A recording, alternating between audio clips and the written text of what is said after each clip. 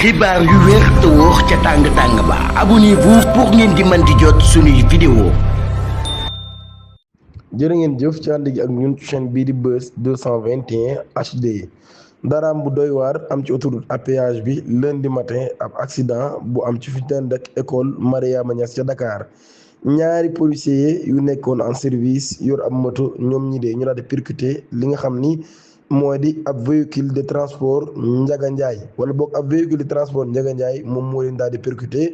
kenn ki daal di génn àdduna sur le coup keneen ki tamit mi ngi ci ab état bu doy waar lool. accident bi nag daan nay plongé autoroute bi ci ab énorme embouteillage en pleine heure pointue. circonstance exacte nag yi nga xam ni moom moo wax waral mbir mi daal di am dafa resté daal di fulu ba tey waaye daan nit yi jàpp enquête nag ngir situer les responsabilités di ñaanal ñi nga xam ni ki nga xam ni moo ci génn àdduna saa borom jéggal ko taxaare ko àjjana.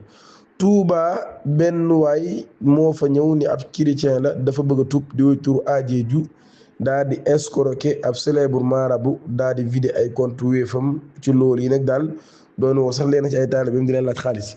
brigade de recette de la compagnie de gendarmerie de Touba daan nay démasqué ab escroc d'un genre particulier di Adieju moom mii day di ab jullit boo xam ne dafa élaboré woon ab stratagème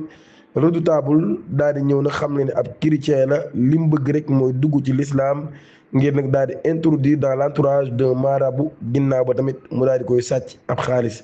mbir mi ngi commencé benn samedi ci weeru mars atum 2026 bi 16h jotee ci la waaj ñëwee présenté wu ci kër marab bii di SC Fall sous la fausse identité de Philippe Diatta ab chrétien boo xam ne dafa nekkoon en quête de conversion ci loolu yi nag daal démarche bi daal di poussé marab bi ak entourage am ñu daal di koy dalal daal di am ci moom confiance ci fan yi nga xam ne nekk na fa ñu koy jàngal diine. le 14 mars 2026 nag ci la passé à l'acte daal di profité ci ab génn boo xam ni taalibe yi dañ koo génn ngir yóbbu ndogu ci loolu yi day ci la àndee ak ki nga xam ni moo di Serigne Modou Bousso Ba di bras droit wu marab bi abbu ko téléphone am ne dafay woo frère am ngir convaincre ko mu dugg ci diine ji. li mu joxee téléphone boobee ci la dawee ak moom waaye daal ci retiré 600 000 ginnaaw ba tam mu dugg ca WhatsApp ba di woot ay nit yoo xam ne day dañoo jege Serigne bi ngir di leen laaj xaalis. ginnaaw ay fan yoo xam ne wóoru nañ ko ba sonn nag gisuñu ko victime bi dafa dem ci brigade de recette bu Touba gendarmerie daal koy localisé interpellé ko mise en cause bi nag traqué nañ ko ba jàpp ko muy Adieju ñu présenté ko procureur bii di Améry Faye chef de parquet bu Diourbel ngir vol escroquerie ak yeneen chef d'accusation yoo xam ni moom lañ koy toppee. abonné leen ngeen activé cloche notification bi te aimé vidéo bi.